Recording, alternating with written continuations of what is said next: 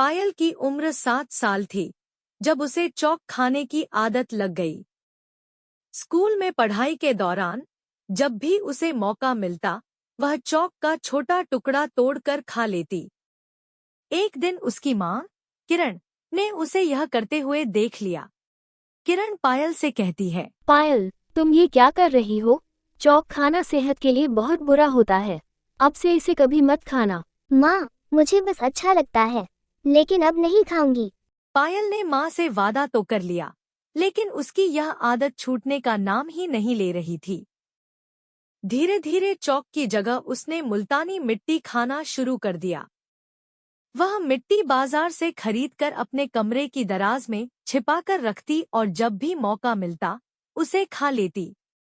वर्षों बीत गए और पायल अब 25 साल की हो गई थी। अब वह एक समझदार और सुंदर युवती थी जो जल्द ही शादी के बंधन में बंधने वाली थी। लेकिन उसकी मुल्तानी मिट्टी खाने की आदत अभी भी बरकरार थी।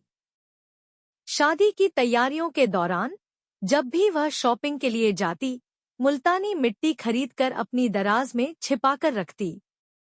शादी की तैयारियों के दौरान पायल को हर समय व्यस्त रहना पड़ता। उसकी माँ और बहनें उसे शादी के कपड़े, गहने और अन्य चीजों की खरीदारी के लिए ले जातीं। एक दिन पायल ने अपनी माँ से कहा कि उसे थोड़ी देर अकेले शॉपिंग करने का मन है। माँ, मैं थोड़ी देर अकेले शॉपिंग करना चाहती हूँ। क्या मैं खुद जाकर कुछ चीजें खरीद सकती हूँ? ठीक है बेटा, लेकिन ध्यान रखना कि समय पर घर वापस आ जाना। पायल ने हाँ में सिर हिलाया और जल्दी से बाजार की ओर चल दी। उसने सबसे पहले मुल्तानी मिट्टी के स्टॉल पर जाकर एक बड़ी सी थैली खरीदी और उसे अपने बैग में छिपा लिया। इसके बाद उसने बाकी शॉपिंग की और समय पर घर वापस आ गई। शादी के बाद पायल अपने पति अमित के साथ नए घर में रहने लगी।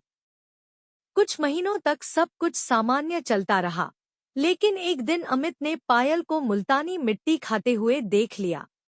अमित पायल से कहता है, पायल, ये तुम क्या कर रही हो?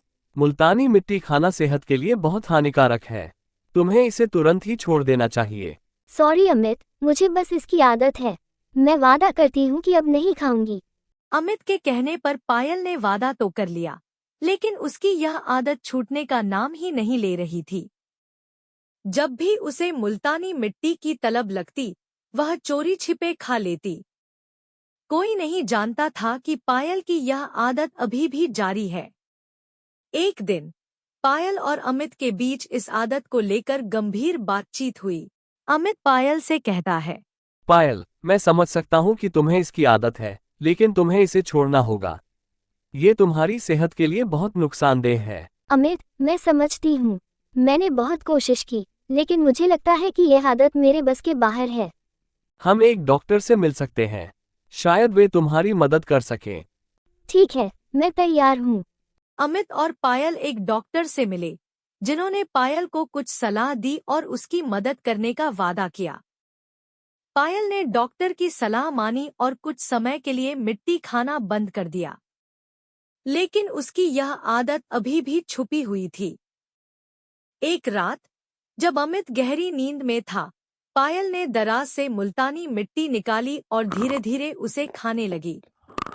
उसने मन ही मन सोचा, कभी कभी अपनी इच्छाओं को छिपाकर रखना ही सबसे बेहतर होता है, और इस तरह पायल की यह छुपी आदत उसके जीवन का एक हिस्सा बनकर रह गई। किसी को भी नहीं पता चला कि पायल ने अभी भी अपनी यह आदत नहीं छोड़ी है। समय बीतता गया और पायल की आदत भी उसके साथ साथ चलती रही। उसने कभी भी किसी को नहीं बताया कि उसकी यह आदत अभी भी जारी है। उसके दिल में हमेशा एक डर बना रहता था कि अगर किसी ने उसकी यह आदत जान ली तो क्या होगा। लेकिन उसने इस डर को अपने मन में दबाकर रखा और अपने जीवन को सामान्य रूप से जीती रही। पायल ने सीखा कि हर किसी की जिंदगी में कुछ न कुछ छुपी हुई इच्छाएं होती हैं, जिन्हें वे दूसरों से छिपाकर रखते हैं। पायल की यह छुपी आदत उसकी जिंदगी का एक अनकहा सच बनकर रह गई, जिसे सिर्फ वही जानती थी। अगर आपको ये कहानी पसंद आई तो लाइक और सब्सक्राइब जरूर करें। धन्यवाद।